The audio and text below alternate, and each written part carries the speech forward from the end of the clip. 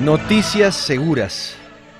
Hombre, pues la seguridad de tratar de entender qué es lo que está pasando y sobre todo cómo parar lo que está pasando en Colombia. Porque duele, así de sencillo, duele despertar cada mañana. Duele despertar cada mañana para encontrar cifras de muertos en Colombia. Muertos bajo las balas de los grupos ilegales, muertos que bien pueden ser policías, civiles, soldados, y que todos nos duelen. Muertos que le pesan al país. Muertos que nos hacen perder a veces la esperanza en el país. Porque además, cada muerto lo que termina es alimentando una facción política. Una facción política que le echa la culpa a la otra. Así de sencillo. Y entonces vivimos diciendo que los unos son fascistas, que los otros son comunistas, que los unos son de ultraderecha, que los otros son de ultraizquierda, y no hacemos más que dividirnos mientras sigue creciendo, gota a gota, ese hoy casi insondable lugar en donde termina la sangre de compatriotas nuestros. Por eso nuestro numeral Vivir en Colombia es: ¿qué es hoy día vivir en Colombia? ¿Desesperanza? Vivir en Colombia es no saber si mañana alguno de nosotros va a resultar víctima de una bala perdida, del rebote de una bala, como lo dijo hoy el comandante de la Tercera División aquí en la W. Víctima de los ilegales, víctima de quienes están dedicados al narcotráfico o a robarnos. Numeral Vivir en Colombia es: quiero leer hoy muchos comentarios porque no es justo. ¿En qué país del mundo se tienen que despertar todos los días para contar la historia de un muerto? La historia de un muerto por balas. La historia de un muerto, ya sean por las balas de nuestras propias tropas, que nos duelen. ¿En qué país del mundo se tienen que despertar todos los días a contar los muertos de la fuerza pública, del ejército, de la policía? Pero peor aún, ¿en qué país del mundo se celebran esos muertos? Es que no es posible. No es posible. No es posible vivir en un país en donde se justifica la muerte. Y ayer asesinaron a una mujer en un vehículo en el Cauca y hoy uno lee las redes sociales y hay quienes están justificando la muerte. Y quiero arrancar este debate con esa pregunta a todos nuestros panelistas. Nuestro numeral es Vivir en Colombia es: Andrea, excúseme, no la he saludado. Muy buenas tardes. Pues sí, digamos que ese saludo no es tan frecuente por estos días porque pues no son buenos días, no son buenas tardes, pero queremos plantear entonces este tema con una perspectiva también para encontrar soluciones, porque es que en un país como Colombia nos acostumbramos a eso, pero muchos comentarios también hemos recibido de oyentes en redes sociales, de personas que dicen estar interesadas en conocer la realidad del país, pero que también están saturadas de la muerte que se vuelve cifras y se vuelve conteos y se vuelve infortunadamente parte del paisaje, así que es muy pertinente este tema. Numeral Vivir en Colombia es @Walps, escribe: numeral Vivir en Colombia es un desafío, jugar a sobrevivir en modo legendario.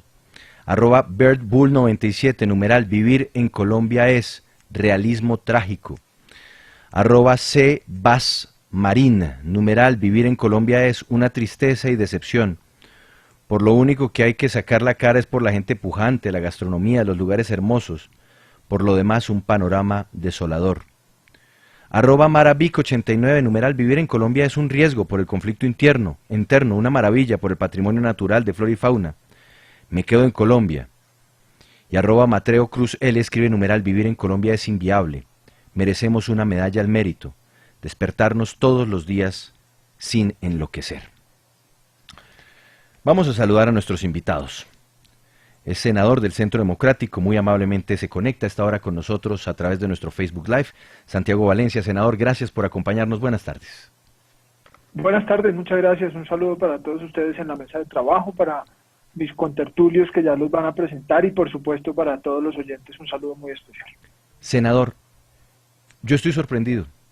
A lo largo de esta mañana he visto muchos mensajes en las redes sociales de personas justificando la muerte absurda ayer de una mujer, de Juliana, en una carretera en el Cauca. ¿A usted le parece que una muerte se justifica? No, de ninguna manera, y ese es el llamado que hemos hecho y que se ha hecho desde distintos sectores. No hay ninguna forma de justificar una muerte, pero tampoco hay forma de justificar la instrumentalización de la muerte para hacer politiquería con ella, porque todo esto hay que ponerlo en su justa proporción. No, senador, Quienes senador, cometen senador, estos senador, actos, senador, yo le voy a pedir un favor, porque quiero de verdad que no le pongamos un pero a esto, porque es que me parece vergonzoso ponerle un pero a una pregunta que es sencilla. no, yo no le estoy poniendo un pero, No, usted lo yo no le puso. estoy poniendo un pero es una realidad y hay gente que está instrumentalizando la muerte para hacer politiquería. Y por supuesto, cuando ocurren hechos de estos, pues hay que investigar y hay que condenar a los culpables para que respondan por estas muertes. Pero de ahí a generalizar instituciones completas, acabar con la imagen de seres humanos y hacer politiquería, pues tampoco está bien, porque eso es parte del hastío y de lo que ustedes hablaban ahora en redes. Toda muerte es lamentable, ninguna muerte es justificable, todas deben tener un responsable y eso debe, digamos, hacerlo el Estado de Derecho en coherencia, en concordancia con las normas que hay en el país, y de esa forma pues deben irse resolviendo. Bien, me parece muy importante lo que usted dice, y de hecho hace 8 días que hablábamos en este espacio con el ministro de Defensa, pues fue lo primero que le dijimos. Aquí no queremos, y es lo último además que se debe hacer con instituciones como la policía o el ejército, señalar como si fueran un todo homicida, que sí ha pasado y se está haciendo desde una orilla política, y eso tampoco puede ser así. Pero por eso hago la pregunta. Representante de la Cámara, María José Pizarro, gracias por estar con nosotros, buenas tardes, y le hago la misma pregunta. En Colombia, ¿se justifican las muertes? ¿Hay muertes que se justifican? Bueno, muy buenos días, muchas gracias por la invitación. Un saludo primero a todos los oyentes y a mis compañeros de debate, también un gran saludo. No, definitivamente no se justifica, jamás se ha justificado. Yo creo que estamos en una sociedad que está cansada de justificar lo injustificable. Si tal vez hubiésemos actuado con mucha más diligencia desde hace años, en las épocas más duras del conflicto armado, tal vez hoy tendríamos un país diferente. Tenemos un país que ha venido naturalizando la violencia, un país que de alguna manera, como ustedes dicen, no más, no queremos más muertes, y entonces hace un poco oídos sordos frente a una realidad que no ha cesado en décadas y décadas, y lo digo en términos personales. Creo que hay una búsqueda por verdad, hay una búsqueda por justicia, hay un reclamo que es honesto, hay una indignación que es sincera, y frente a eso nosotros tenemos que actuar en consecuencia, y es obviamente rechazar todo lo que ha venido sucediendo en el país, venga de donde venga. Realmente es absolutamente injustificable y no podemos más que cuestionar la violencia desproporcionada en nuestro país. Numeral, vivir en Colombia es @SuárezVilla43. Escribe numeral, vivir en Colombia es acostumbrarse que vivimos en la fase 2 de la seguridad democrática. @Calberto1960. Numeral, vivir en Colombia es no reconocer las barbaries que se cometen en este país. Existen defensores de esta violencia. @Nenegue09. Numeral, vivir en Colombia es la más grande de las incertidumbres, donde prima mucho más la desesperanza y el miedo que la fe en que las cosas mejorarán. Y escribe también @Edwin Antonio 3. Numeral, vivir en Colombia es la gente le parece atroz lo que estamos viviendo hoy. No se acuerdan de los años 80 y 90. Es un destacado abogado. Lo consultamos mucho, tanto aquí en Sigue la W como en la mañana con Julio en la W. Fue precandidato a la presidencia por el Centro Democrático. Doctor Rafael Nieto, gracias por estar con nosotros en Sigue la W. Buenas tardes. Y le hago la misma pregunta. ¿En Colombia hay algo que justifique una muerte?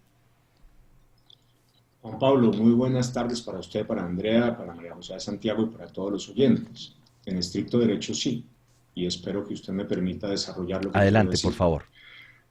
Cuando una persona tiene que usar la fuerza en legítima defensa y de manera proporcional le quita la vida a su agresor, esa es una muerte justificada, y está justificada en el Código Penal.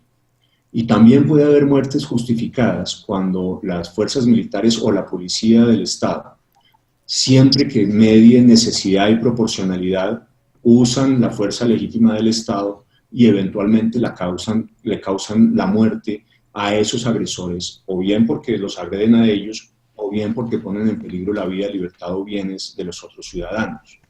Lo que intento señalar con esto, Juan Pablo, es que entiendo la naturaleza de su pregunta, pero en estricto sentido uno tiene que sostener que hay ocasiones en las cuales, aunque sea lamentable y sea triste que se produzca ese desenlace, la muerte puede estar justificada en un Estado de Derecho, aquí en Colombia y en cualquier parte.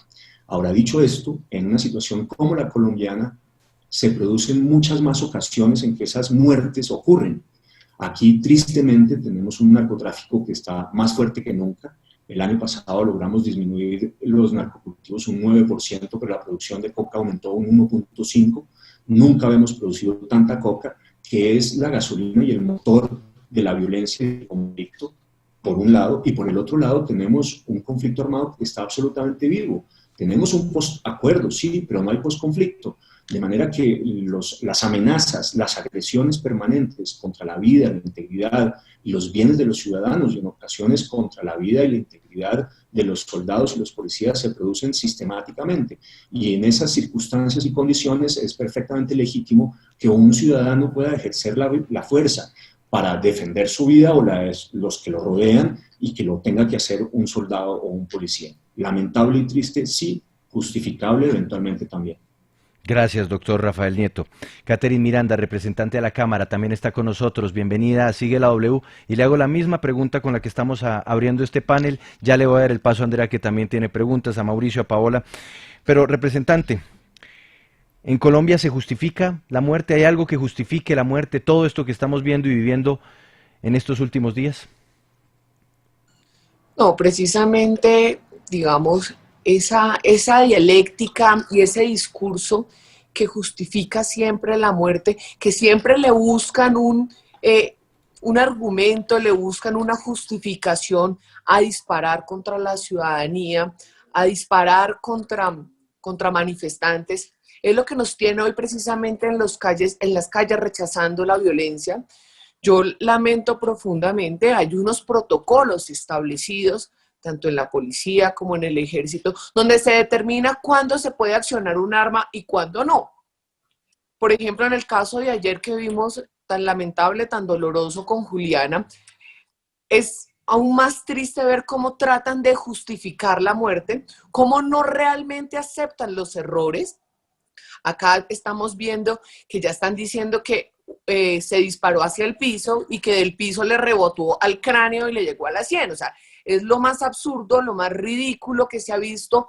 ¿Por qué no un perdón? ¿Por qué no reformar esos protocolos? ¿Por qué no respetar a la ciudadanía? Entonces, acá siempre estamos en la justificación. El perdón llega después de una orden judicial, el perdón llega después de una orden de la Corte Suprema de Justicia, y el perdón no es legítimo. El perdón no está acompañado realmente de un arrepentimiento, no está acompañado de una reflexión, de reconocimiento de los errores. Y siento que es precisamente este tipo de dialécticas, este tipo de discursos, lo que le hace muchísimo más daño a la legitimidad y a la confianza del ejército como de la policía. Los comentarios que llegan con nuestro numeral, ya Andrea va a entrar en materia con otras de las preguntas que hacen parte de este debate. Numeral, vivir en Colombia es, @JAndrew escribe numeral, vivir en Colombia es el problema de justificar 1000 años de violencia y no darse cuenta que debemos unirnos como el país más alegre del mundo. Y @Nelkikas escribe numeral, vivir en Colombia está difícil. Tenemos que tratar de llegar a acuerdos entre todos, dejar de permitir que nos metan en un modelo binario de estar unos con unos y otros en contra. Limiten las redes sociales, no se dejen engañar por las mismas. Andrea, la escucha nuestro panel. Yo creo que entonces que iniciemos con el debate, por supuesto, en los términos respetuosos, pero es necesario también conocer esos puntos de vista tan distintos frente a una realidad que los ciudadanos muchas veces no entienden porque tiene justificación política. Pero aquí lo que se está centrando también el debate es si debe o no renunciar el ministro de Defensa. Y por eso quiero preguntarle a María José Pizarro, ¿por qué desde el Congreso de la República están ya proponiendo la renuncia o por lo menos un debate presencial para plantear la moción de censura contra el ministro Carlos Holmes Trujillo? Y si esto tiene que ver solamente con una persona, porque es que venimos también de una renuncia del ministro de Defensa, Botero, o si esto más allá de una renuncia de ministros, pues necesita es un cambio estructural para tener cambios. Pues yo creo que es, digamos, como combinado. Por un lado, se tiene que replantear una política de seguridad en el país. Esto es indiscutible. Si ya tuvimos la renuncia de un ministro justo horas antes de que efectivamente, digamos, se diera la moción de censura que había citado en su momento el Senado de la República, si a pesar de ello tenemos unos índices aún cada vez más graves. No solamente no ha sido efectiva la lucha contra las drogas, en mi criterio, sino que además tenemos masacres, más o menos 60 masacres en lo que va corrido de año, la mayoría contra jóvenes. Se han venido toda una serie de cuestionamientos en contra de la brutalidad policial, del abuso de la fuerza por parte de la fuerza pública, y lo que hemos visto hasta ahora es una actitud, en mi criterio, es un tímido perdón, podríamos decirlo así, es una actitud que tácitamente autoriza a la fuerza pública a actuar por fuera del marco legal, porque no se está ni siquiera investigando y castigando de manera efectiva. Nosotros hicimos un debate de control político en el que evidenciamos en los últimos 10 años, no más la Procuraduría General de la Nación, los más de 1.100 casos que hay por abusos policiales, solamente el 8% se encuentra activo. Quiere decir que ha existido también a través de esa impunidad una autorización tácita a que ese es el comportamiento que se le permite a la fuerza pública, y esto claramente tiene que revisarse. Frente a todos estos hechos, el asesinato de Dylan Cruz, las masacres reiteradas, las violaciones a niñas en Vera y a niñas indígenas en distintos lugares de nuestro país, lo sucedido el 9 y el 10 de septiembre en Bogotá a raíz del asesinato de Javier Ordóñez, y lo que vivimos ayer con Juliana, claro que sí, no tenemos otra opción. Sería actuar en detrimento de nuestra propia conciencia, de la ética militar, si no procediera la moción de censura que radicaremos hoy mismo la bancada de oposición de la Cámara de Representantes. Senador Santiago Valencia, ¿qué le responde entonces usted a María José Pizarro, también teniendo esos elementos y esa cuenta de 60 masacres en el año y de nuevos hechos de orden público que generan también indignación en la ciudadanía? El ministro de Defensa, sus argumentos para contestarle de por qué no debe renunciar. Sí, el ministro no debe renunciar. El ministro ha venido haciendo su trabajo, a nuestro criterio lo ha venido haciendo bien. Nosotros recibimos un país con más de 200.000 hectáreas cultivadas de hoja de coca, de un acuerdo que promovió los cultivos ilícitos. Recordemos que hay informes de la DEA donde decía que las FARC se habían dedicado a promover los cultivos ilícitos con la falsa promesa de que el Estado iba a comprar estos grupos. Y mire, estos son parte de las incoherencias que aquí se presentan, porque evidentemente, digamos, hay que reclamar por la vida de Javier Ordóñez, hay que reclamar por la vida de Juliana, de todas las personas que están, digamos, cayendo, algunos lamentablemente en manos de fuerzas del Estado, pero no defienden la vida de los soldados y policías, de los más de 300 policías que estuvieron heridos ese día, ni dicen nada de los policías que intentaron quemar en los CAIs. Entonces, para ellos unas vidas valen más que otras, unas sirven para hacer política, pero otras no sirven para hacer política.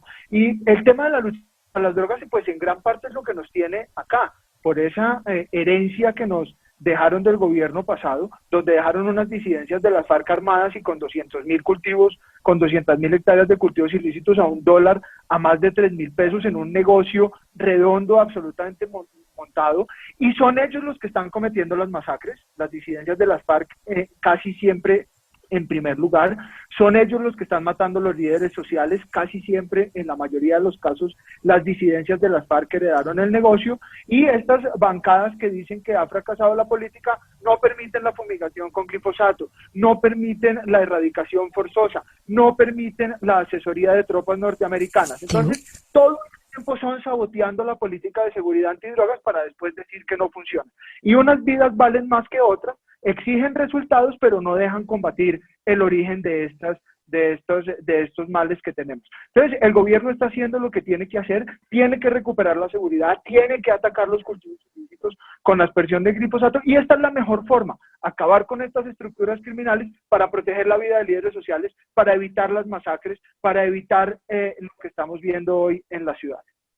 Claro, senador Santiago Valencia, pero de todas formas usted no está respondiendo a lo que dice la representante María José Pizarro en el sentido de que el hecho de que no hayan investigaciones, que no se tomen medidas serias y contundentes contra quienes son los responsables de estos hechos en la fuerza pública, pues significa que es una autorización tácita y que se está empoderando a la fuerza pública para que sigan cometiendo los errores que están cometiendo y que se deben reconocer.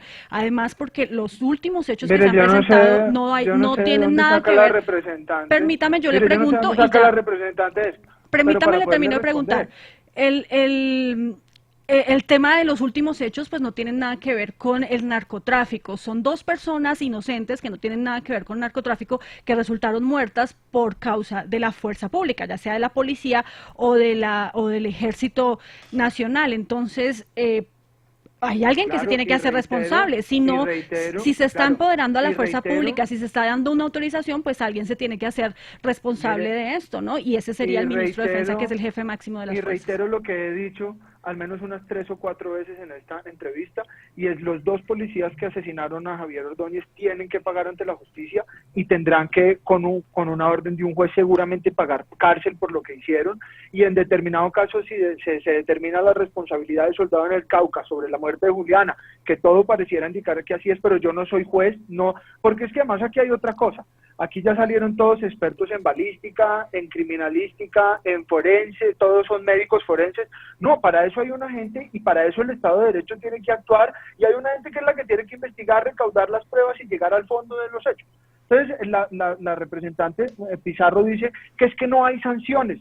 Pues yo no sé de dónde saca eso. Hay muchos que han sido sancionados por abuso de autoridad, hay muchos que han salido de la justicia penal militar y han estado en la ordinaria precisamente porque no son delitos cometidos en función de sus funciones, y que están en la cárcel y que deben pagar cárcel por los crímenes que cometieron, etcétera, etcétera. Pero el narcotráfico sí tiene que ver mucho en esto, en el sentido que lo de Bogotá, por ejemplo, el ELN ya ha aceptado incluso que participó en las tomas de los CAIs.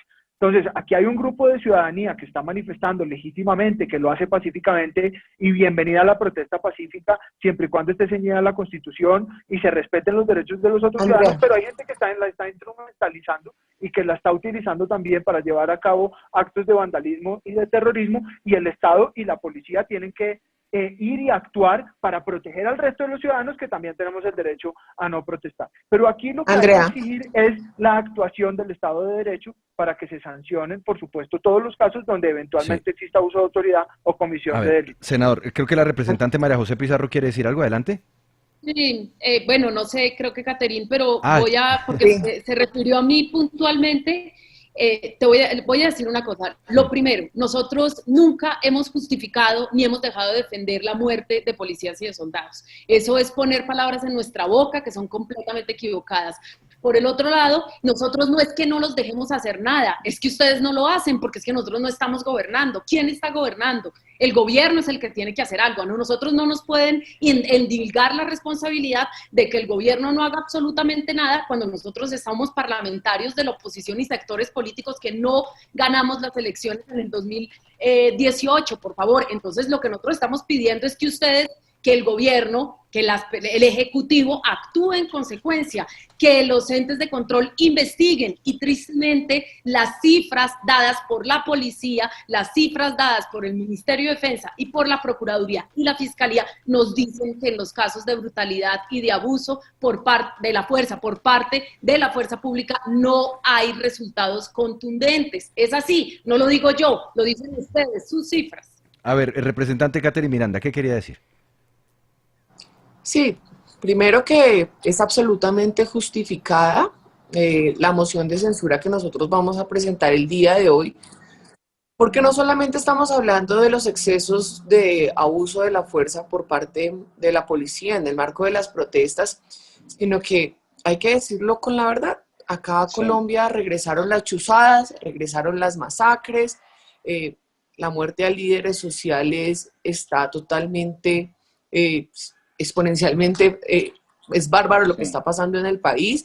Hay un ministro que con su silencio cómplice, o mirando para otro lado, o llamando las cosas de otros nombres, justifica el asesinato a los ciudadanos. Dos, esto no es un tema de manzanas podridas, y de individualizar los casos, porque precisamente en ese contrato que se tiene, en ese contrato social, cuando una persona utiliza un arma en nombre del Estado, cuando se coloca un uniforme, lo hace en nombre del Estado, y no podemos empezar a individualizar los casos cuando esto es sistemático. Le pongo el ejemplo de Bogotá. Sí. Cuando se le pregunta al director de la policía en Bogotá, ¿cuántos casos de abuso policial ha habido en el transcurso del año en la capital? El director habla de 35 casos, pero cuando yo le pregunté a Medicina Legal, con documento en mano que lo tengo, me dice Medicina Legal que en lo corrido del año, a corte 31 de agosto, se han presentado 1.705 casos, de los cuales el 80% con lesiones personales graves se les dio incapacidad. Entonces, a mí me están hablando de manzanas podridas cuando acá hay un problema grandísimo. Y termino con esto.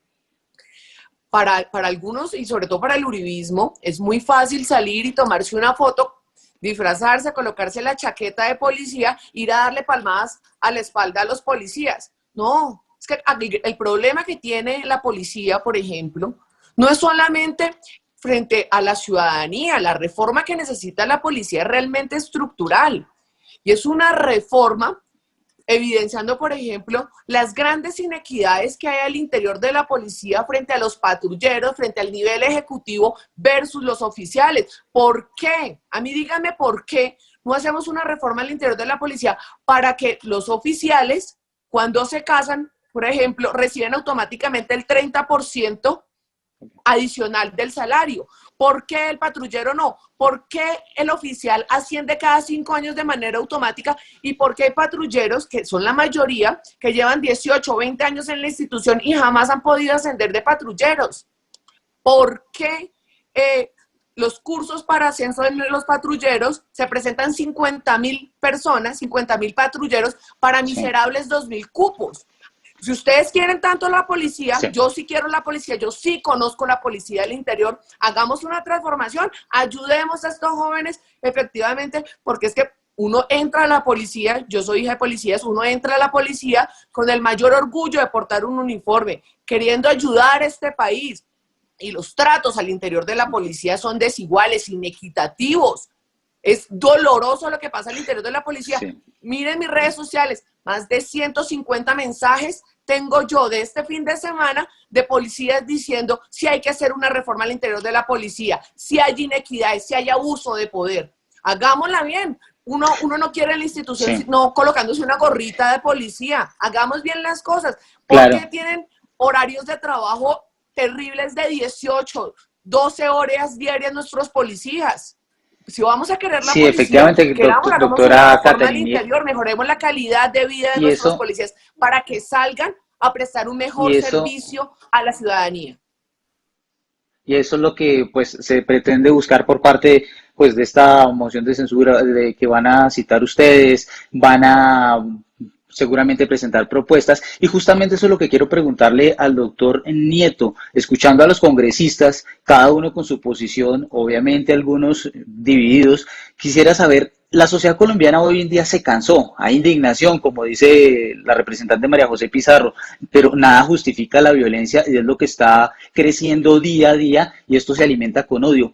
Yo quisiera saber, doctor Rafael Nieto, ¿cuál es esa salida? Porque no hay confianza en las instituciones y se agrede a las autoridades, y la fuerza pública, por su parte, como lo hemos visto en videos, ha olvidado los protocolos, que tiene límites, y simplemente responden de tú a tú a los agresores. ¿Quién puede mediar? ¿Cuál puede ser ese norte? ¿Quién nos da una salida? ¿Una constituyente quizás? ¿Una gran reforma o grandes reformas? ¿Cuál es esa salida, doctor? Yo creo que lo primero que tendríamos que intentar es un análisis objetivo. Lo cierto es que la violencia homicida el año pasado disminuyó en Colombia, no aumentó. Nosotros estábamos en 25.05 homicidios por 100.000 habitantes, 25.46 homicidios por 100.000 habitantes, y el año pasado bajamos a 24.05 homicidios por 100.000 habitantes. Lo primero que hay que decir es que, en contra de las percepciones, no hay más sino menos violencia el año pasado.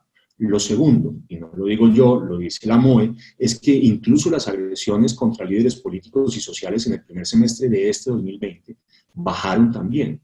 Hay 248 agresiones, pero eso es un 2% menos que en el correspondiente semestre del año pasado. Y tercero, cuando uno se sienta a mirar dónde ocurren estas agresiones y dónde ocurren los homicidios, encuentra una caracterización que es importante. Se da fundamentalmente en 109 municipios del país y en el 67% de ellos hay grupos armados organizados ilegales.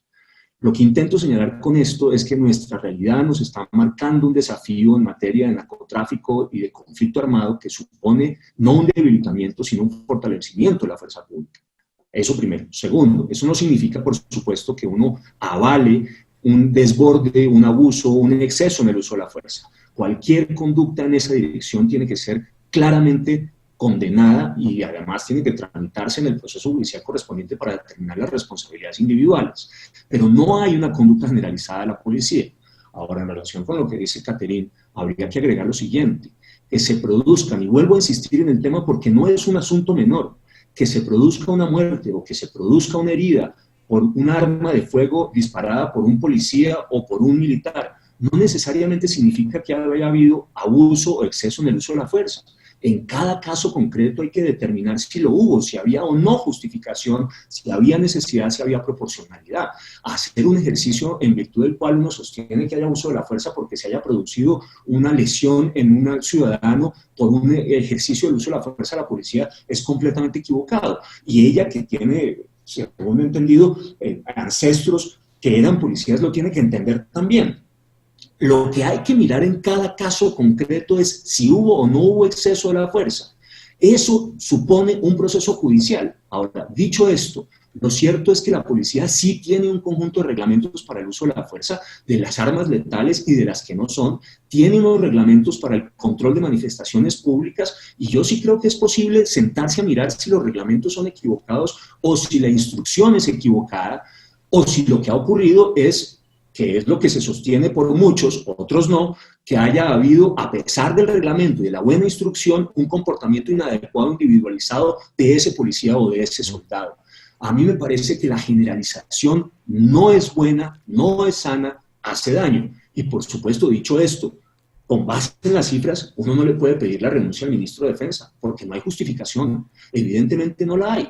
En cambio, yo sí creo que deberíamos invitar a una reflexión. Uno, ¿hay o no hay un conjunto de incentivos perversos para el narcotráfico en Colombia y en el pacto con las FARC? Yo creo que los hay. ¿Queremos resolver el problema del narcotráfico? Tenemos ese debate. Dos, ¿por qué se dice que no hay justificación a ningún asesinato, a ningún homicidio, pero sin embargo se terminaron justificando los homicidios cometidos por grupos armados ilegales, dándoles el tratamiento de delitos políticos y dejándolos en impunidad?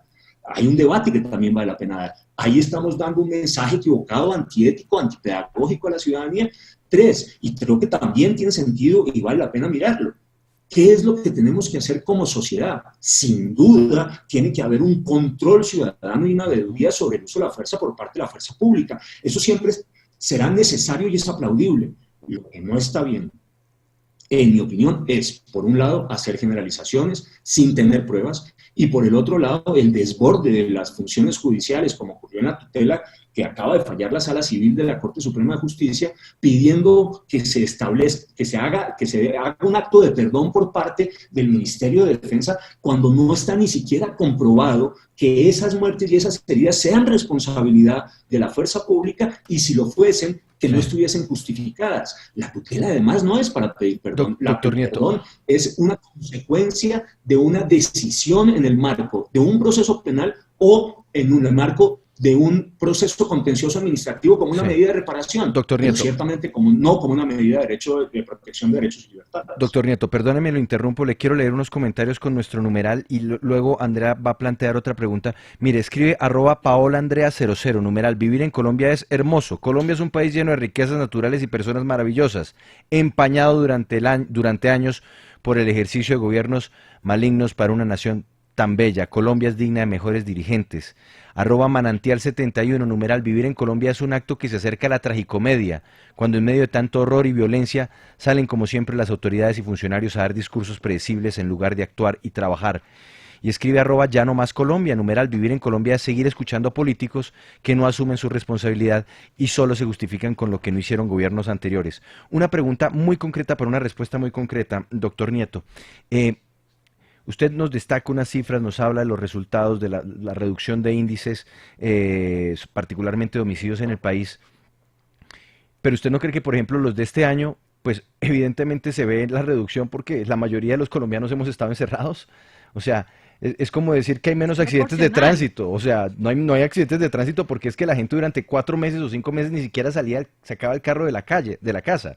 Entonces, hablar de eso no es también como montarnos en una realidad que es absolutamente imposible comparar con lo que teníamos hace un año en Colombia. Es posible que ese análisis se haga, pero si usted toma en consideración, uno, que para todos los efectos a los grupos armados ilegales no les operaban las restricciones de confinamiento; dos, que para todos los efectos para los narcotraficantes no les operaban las restricciones de confinamiento, puede entender por qué la dinámica de violencia ha tenido la curva que ha tenido en nuestro país. O sea, lo que trato de decirles, no seamos ingenuos de leer la realidad nacional solamente desde lo que ocurre en Bogotá. Aquí nos encerramos todos, pero eso no pasó a lo largo y a lo ancho del territorio nacional. Aquí no terminó el conflicto durante el confinamiento, ni dejamos de tener un problema del narcotráfico. Lo tenemos vivo. Y lo que intentaba señalar con las cifras, Juan Pablo, porque me parece que son relevantes, es que el grueso de los homicidios contra líderes políticos y sociales se están produciendo en municipios, en las zonas rurales, que tienen presencia en grupos armados ilegales. De manera que la reflexión sobre el confinamiento en general puede ser pertinente en relación con las cifras, usted lo dijo muy bien, de accidentes de tráfico o, por ejemplo, de delincuencia común, pero no en este tipo de violencia que tiene una característica completamente distinta. Yo estoy de Debe acuerdo renunciar, ¿no? con el doctor Sí. Rafael. Precisamente en estas zonas, muchas de ellas que fueron dejadas por las FARC después del proceso de paz, pero es precisamente allí donde miremos cómo va la tasa de homicidios allá. Samaniego, le pongo el ejemplo, ha aumentado en 200% la tasa de homicidios. Y no solamente tenemos presencia de grupos armados al margen de la ley. Acá lo principal que hay que decir es la ausencia total del Estado en estos territorios. Entonces, acá es muy fácil achacar responsabilidades, por ejemplo, que dijeron, no, entonces que las protestas están infiltradas por el ELN. Es que eso no es nuevo. Es que el ELN ha tenido presencia en las capitales, las FARC, las autodefensas. Acá el problema es un Estado totalmente ausente que no nos ha permitido y que no nos garantiza que nosotros podamos desarrollar una protesta de manera pacífica. Eso también es, digamos, es parte de esa ausencia del Estado que vemos. Y no solamente, pues claro, Bogotá no la podemos, o sea, uno no puede mirar el país desde Bogotá completamente, pero si vamos a mirar las zonas, precisamente son zonas donde solamente está el ejército relegado en muchos casos y no hay presencia integral del Estado. Miramos zonas Bogotá y le echan la culpa al ELN, posiblemente el ELN cogió y vandalizó todos los CAI. Nuevamente, la culpa del gobierno nacional, la culpa de un Estado que no nos garantiza a nosotros poder tener una protesta de manera pacífica. Hay una ausencia total del Estado, no solamente en estos territorios, también en las capitales. Caterina, ¿Debe una renunciar el interrupción ministro de rápida. Defensa o no? Sí, Caterina, vamos a hacer denme- un ejercicio. Rafael, adelante y ya Me seguimos parece. entonces con María José Pizarro y Santiago Valencia. Yo estoy de acuerdo en el análisis de fondo sobre lo que ocurre en estas zonas, como Samaniego, digamos. En Colombia hoy hay 6 enclaves productivos de coca. Y la verdad es que sí tenemos que replantearnos la estrategia porque no está funcionando. No se le puede pedir simplemente a la fuerza pública que garantice la seguridad en esas zonas porque no basta con el control militar del territorio, se requiere un control institucional que no está teniendo. Y en ese sentido comparto plenamente el análisis. Ahora, ¿en qué difiero respetuosamente? Uno, lo que uno no puede hacer en todo caso es responsabilizar al Estado por las acciones que cometen los grupos subversivos o los violentos. Eso me parece equivocado, digamos. Al final, lo que uno no puede decirle al gobierno es, señor, es su culpa que hayan atacado los del ELN o las milicias guerrilleras en Bogotá, los CAI.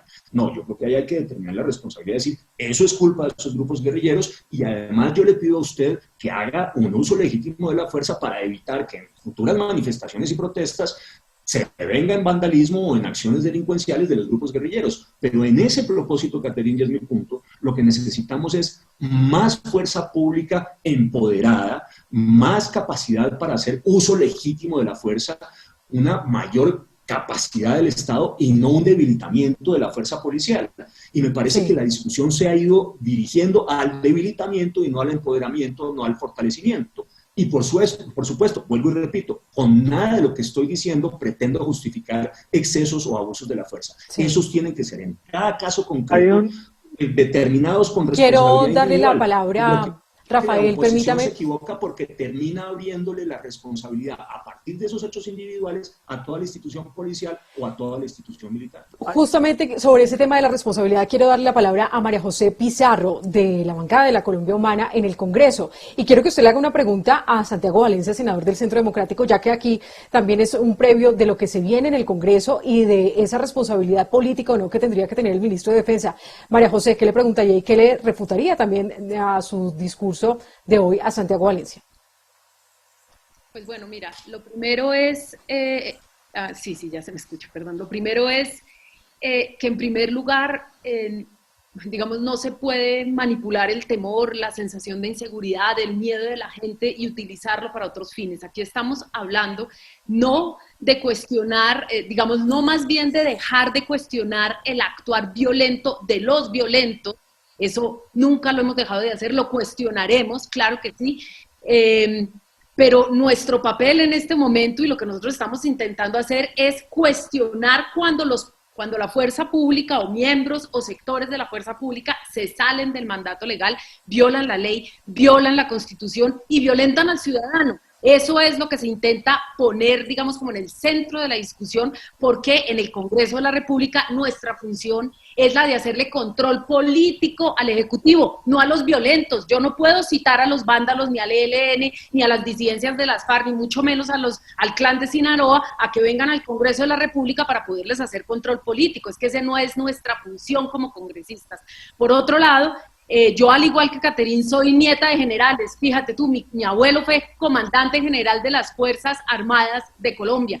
Y entiendo por las enseñanzas de mi abuelo y también por las enseñanzas de mi padre, que fue comandante de la guerrilla, que existe la ética en el combate y que existe la ética militar. Y aquí no estamos hablando de las personas que mueren en combate, estamos hablando de personas, ciudadanos desarmados que son asesinados. Esto claro que debe investigarse y tienen que haber resultados, pero lo que no se puede hacer en ningún momento es dejar de cuestionar cuando se sale del marco legal.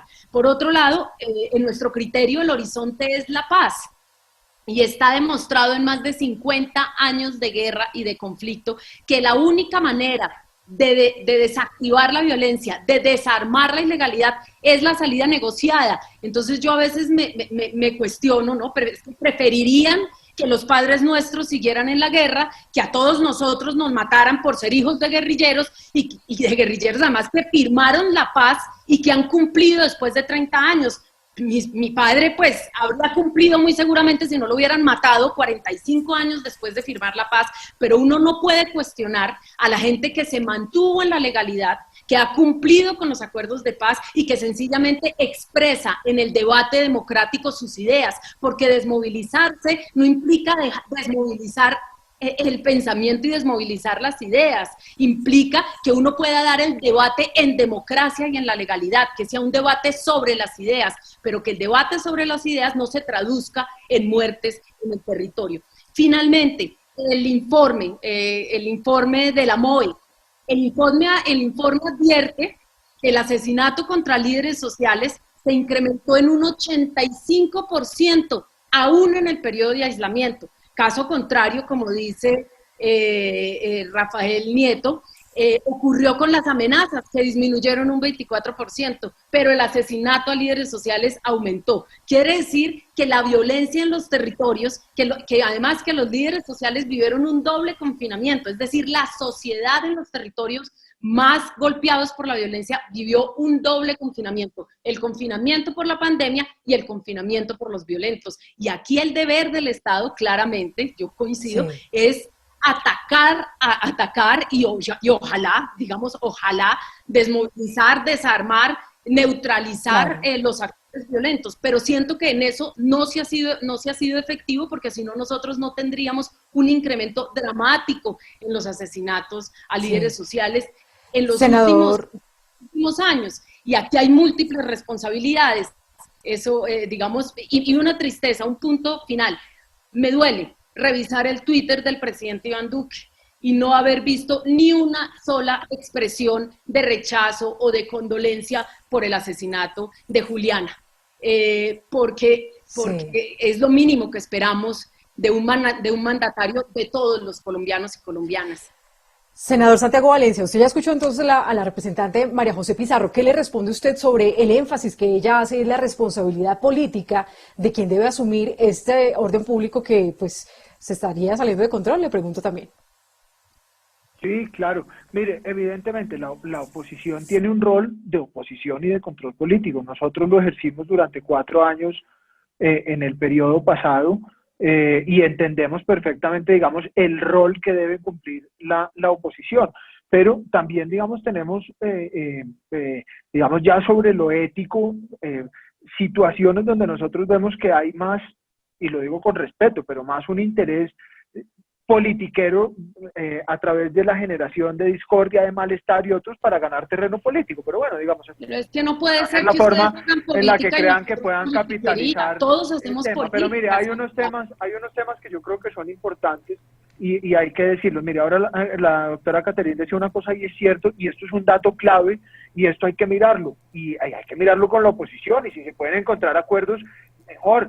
Y ella decía, por ejemplo, de las cifras de homicidios que hay en el país, digamos, en algunas zonas donde es mayor. Quiero decirle, doctora Caterine, que en las zonas donde hay cultivos ilícitos es el doble del promedio nacional, que era lo que usted decía ahora. Entonces, ahí hay un indicador que realmente hay que ponernos todos en mirar a ver cómo vamos a hacer en la lucha contra las drogas. Y realmente yo ahora lo decía, y sí hay una interposición. Mire, lo de los contratistas americanos, son unos señores que no es tránsito de tropas. Yo pues no voy a repetir el debate, es un tema de asesoría de lucha contra las drogas y se han atravesado. Y además con politiquería han esgrimido unos argumentos que no tienen nada que ver para decir que es que hay unos señores que vienen aquí a violar indígenas y otras cosas, en una cosa que es de cooperación internacional y que tiene base en tratados. Decía también ahora la doctora Caterine que es que volvieron las masacres. No, miren, en el 2010 hubo 39, en el 2011 37, en el 2012 33, en el 2013 24, en el 2014 9, y así le puedo seguir diciendo. No es que volvieron. A mí me alegra como colombiano, tengo que decirlo, es una de las cosas positivas que lo veo, y es que las muertes nos dejen de parecer paisaje a todos los colombianos. Y que todas las muertes nos duelan y las reprochemos en su justa medida y que los responsables cumplan por ella, pero desconocer que hay problemas que vienen de atrás, que hay problemas que son endémicos y que hay problemas que solamente se los quieren achacar al gobierno para hacer política, pues no es correcto, no está bien, incluso es hasta éticamente reprochable. Entonces, por supuesto, aquí hay que hacerle control político al gobierno y nosotros, incluso desde la bancada del gobierno, la hacemos también y exigimos resultados en algunas cosas, pero también le exigimos, por supuesto, a quienes están en la otra orilla, atentando contra el Estado, contra los colombianos, pues obviamente que lo dejen de hacer. Y por supuesto, Santiago, está bien las negociaciones y que se llegue a acuerdos con grupos al margen de la ley. Pero ojo con los malos ejemplos, porque los malos ejemplos de impunidad en Colombia han sido cultivos de nuevas violencias, que es lo que estamos viendo hoy en día con un mal proceso de paz que nos dejó unas herencias malditas y que hoy nos está dejando una escalada de violencia. Sí. Entonces, bienvenidos los procesos de paz, pero cuando hay, por supuesto, corresponsabilidad, atención y cumplimiento de los acuerdos y sobre todo cuando no se basan en impunidad. Santiago, sí, adelante. Quiero responder Adelante, una representante, cosa. rápidamente. ¿Puedo? Sí, adelante. Gracias. Sí, creo que siempre el discurso de decir que la oposición no propone, que la oposición solo ataca, no es cierto. Creo que han visto, no solamente tú que eres congresista, el país ha visto que nosotros estamos haciendo y hemos hecho una oposición constructiva, una oposición, digamos, que busca plantear alternativas reales para solucionar problemas. El tema precisamente, un poco desviado del objetivo del debate, frente a los lugares donde ha aumentado drásticamente la tasa de homicidios, solamente es un tema de ausencia del Estado integral. No es un tema, doctor Rafael, de llenemos esta vaina de militares que así se soluciona el tema, ¿no? Es un tema de bienes y servicios, es un tema de vías terciarias, es un tema de jueces, es realmente que llegue el Estado completo. El Estado no solamente en este tipo de territorios puede ser visto con un fusil y un camuflado. Eso no es un Estado integral. Entonces, dos, acá siempre se le ha echado la culpa al gobierno anterior, en el cual debo decir que jamás trabajé y he visto a Juan Manuel Santos 2 veces en mi vida. Pero la paz era fácil frente al gran reto que implicaba la implementación de los acuerdos. Y lastimosamente estamos viviendo un gobierno que no se ha puesto la camiseta de llevar paz, de tener paz en estos territorios. Samaniego tiene una tasa de homicidios de 100 por cada 100.000 habitantes, una tasa de homicidios tal vez de las más altas del mundo entero. Y no es simplemente con fusil, no es simplemente diciendo echemos glifosato de aquí para allá, no, es un tema de entregarle oportunidades, porque pasa el avión con glifosato y luego vuelven a sembrar. ¿Por qué no se llega realmente con proyectos productivos? Y cuando uno mira, me corrige María José si no tengo la cifra precisa, por favor, cuando uno llega y mira cómo realmente este gobierno ha implementado la sustitución de cultivos ilícitos y adicionalmente entregado proyectos productivos a estos campesinos, no estamos hablando de una tasa mayor o de un porcentaje mayor al 10%. Es algo doloroso, es algo que parte de los resultados, parte de las masacres, parte de los conflictos que se viven en estos territorios entre grupos armados al margen de la ley, es por un Estado que quiere que le vaya a llamar al proceso de paz, que quiere echarle la culpa de las muertes, de la masacre. Ya lo vimos hoy con el expresidente Uribe, diciendo que es que hay una desmotivación que viene desde el gobierno Santos, nada más sacado del sombrero. Y hay que ponerse de verdad, ¿qué es lo que quiere este país? Quiere entregar el gobierno de Duque un país lleno de muertos, lleno de coca, lleno de desesperanza. Eso es lo que está haciendo lastimosamente. Es que me quedan muy pocos segundos. Me quedan muy pocos segundos. Deme un segundo, senador. Deme un segundo porque es que quiero cerrar. Me quedan apenas 2 minutos. Rapidísimo, quiero hacerle una pregunta muy breve a cada uno de nuestros panelistas hoy en Sigue la W con nuestro numeral Vivir en Colombia. Tratando como de mirar tanto lo que ha sido la actitud del ministro de Defensa como lo que esto puede implicar.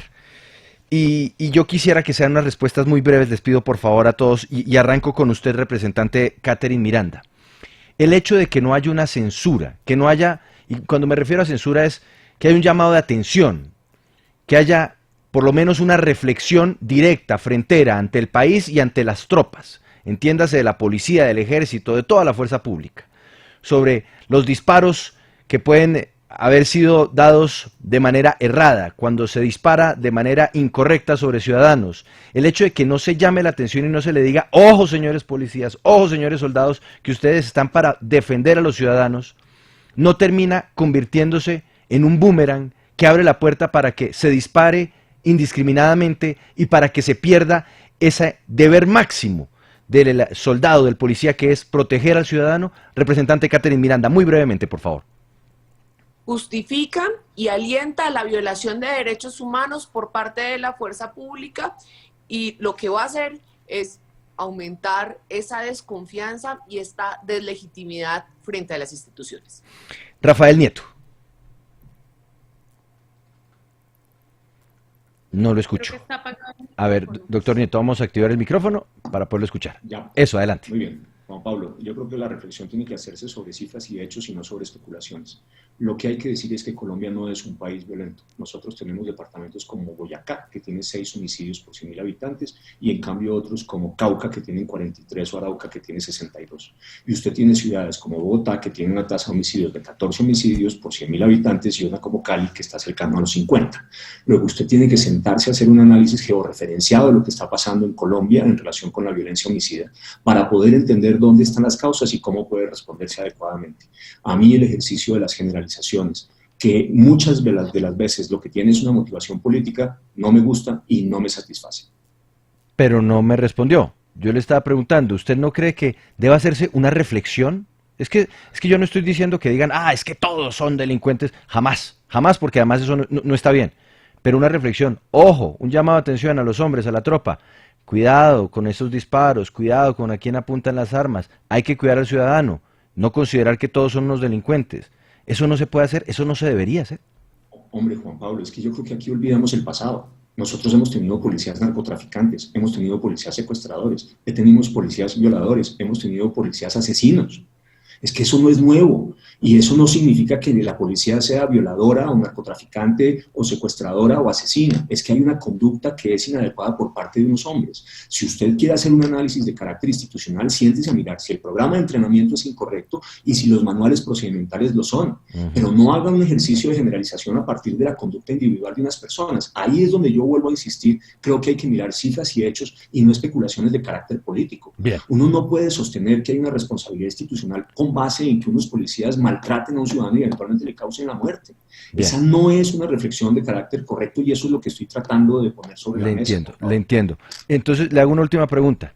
¿Usted no cree que en algunas ocasiones miembros de su partido, de su orilla política, han generalizado mirando hacia el otro lado? Quizás, cuando lo hayan hecho, se habrán equivocado. Es que la generalización aquí ciertamente es incorrecta, pero sobre todo en estos temas, Juan Pablo, que son fundamentales para el futuro de Colombia, que tienen que ver con la violencia, en la que estamos en una espiral sistemática de la que no logramos salir, o hacemos un análisis desaprensivo, asertivo, de las razones verdaderas, incluyendo la posibilidad de sentarse a mirar si hay un conjunto de incentivos perversos para el narcotráfico y en la violencia en el pacto con las FARC, que yo creo que los hay.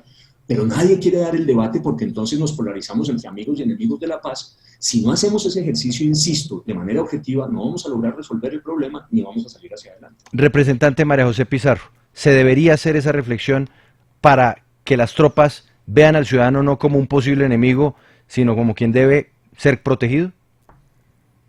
Pero no las ven, Juan Pablo.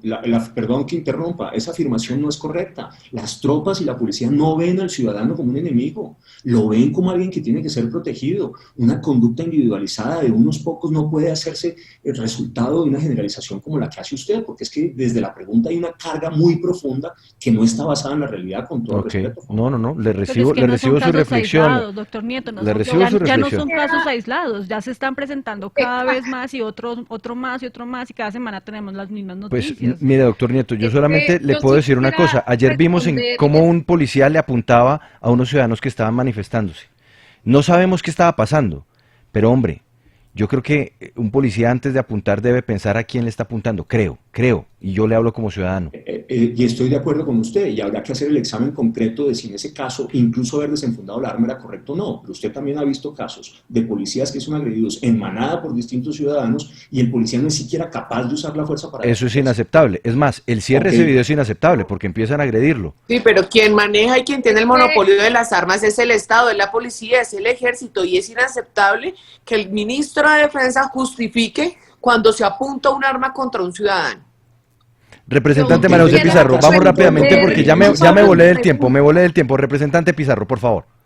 Gracias, sí, muchas gracias. No, yo sí quisiera responder, primero porque definitivamente yo no creo que con las dimensiones que ha venido tomando el problema, y estamos hablando de más de 600 personas asesinadas en los últimos 2 años, presuntamente por la policía o por la fuerza pública, esto debemos investigarlo claramente. Cuando uno tiene estas cifras, sumado a otro montón de comportamientos, no podemos hablar solo de manzanas podridas. Y si habláramos de las manzanas podridas, las personas que actúan, las personas que lo permiten, las personas que justifican este tipo de actuaciones también son manzanas podridas, claro que sí, porque aquí estamos hablando de algo que rebasa el ejercicio político, estamos hablando de la ética, estamos hablando del honor militar, estamos hablando del respeto a la vida, y yo no coincido con que no seamos un país violento. Pues sí, muy seguramente si nos comparamos con Afganistán o nos comparamos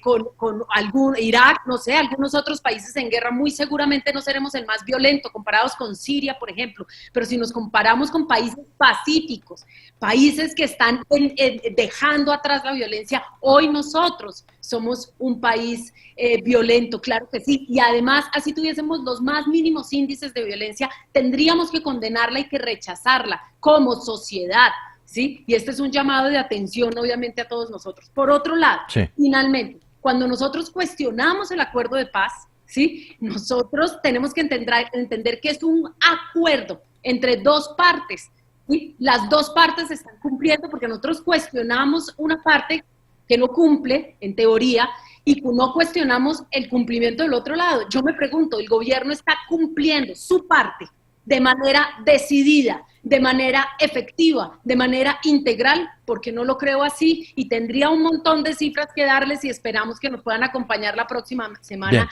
en el debate. Y finalmente, solo para cuestionar un poco lo afirmado por Rafael Nieto, la tasa de homicidios general no indica que la fuerza pública no esté desbordada en el uso abusivo y excesivo de la violencia, que hoy es casi generalizada, de la fuerza y en muchos casos con resultados fatales. Claro que sí tenemos que cuestionarlo y claro que sí se tienen que tomar medidas, y con eso, Juan Pablo, te respondo, no podemos mediante el silencio o la justificación o intentar, digamos, aislar el problema, digamos, permitir tácitamente o darle gabela para que ese tipo de situaciones se den. Eso no lo podemos permitir en la fuerza pública, porque necesitamos que la fuerza pública recobre cuanto antes la legitimidad y la confianza ciudadana, que la gente sienta confianza, y eso es algo que hoy no se siente de manera generalizada.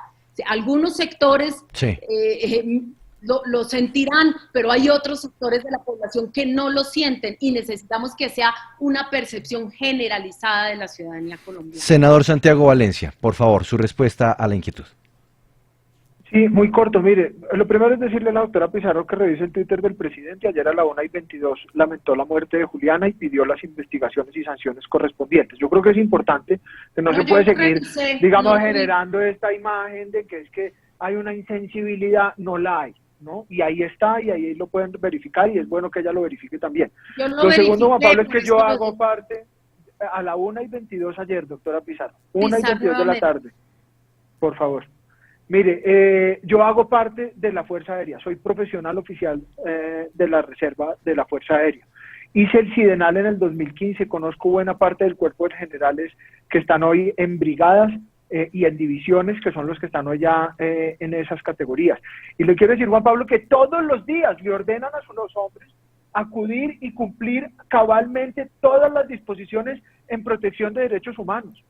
Todos los días, en las formaciones, en las academias militares, en la Escuela Superior de Guerra, en todos los sitios donde hay operaciones militares y de policía, se le exige a los hombres el cumplimiento de los derechos humanos. Esto lo pueden contrarrestar, pueden verificar, pueden ir a las brigadas, a las divisiones, a donde quieran. Hay órdenes expresas todos los días de proteger a la ciudadanía y de actuar conforme a la Constitución y la ley y los tratados internacionales en materia de derechos humanos.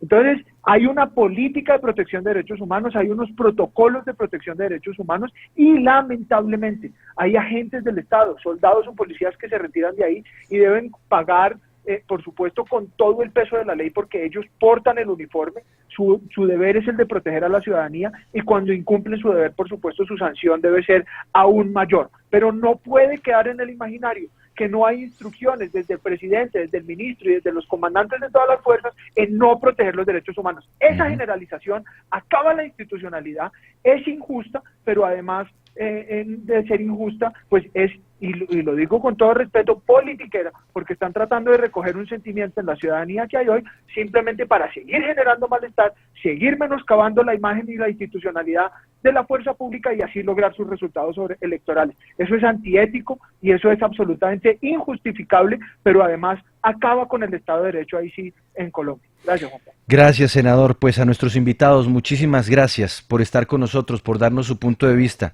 Todos los puntos de vista son bienvenidos, siempre y cuando no impliquen el hacer daño a alguien más, que yo creo que debería ser el norte de una sociedad en donde existe el respeto entre todos. Las sociedades no pueden construirse creando bandos de los buenos y los malos, donde resulta imposible encontrarnos. Y tristemente, tanto de un lado como del otro, en Colombia lo estamos viendo. Nos están apostando a dividirnos y a ponernos y a enfrentarnos unos contra otros. Y así resulta muy difícil construir un país. Hay que escucharnos en medio del respeto, hay que respetar al otro y sobre todo hay que respetar la vida. Gracias a María José Pizarro, a Catherine Miranda, a Rafael Nieto, Santiago Valencia por estar con nosotros. Aquí sigue la W y nosotros seguimos pensando no en hacerle daño a la policía ni en afectar la imagen del ejército, faltaba más. Son pilares de nuestra democracia. Lo que sí queremos es que se respete la vida y que se respete en todas las orillas posibles.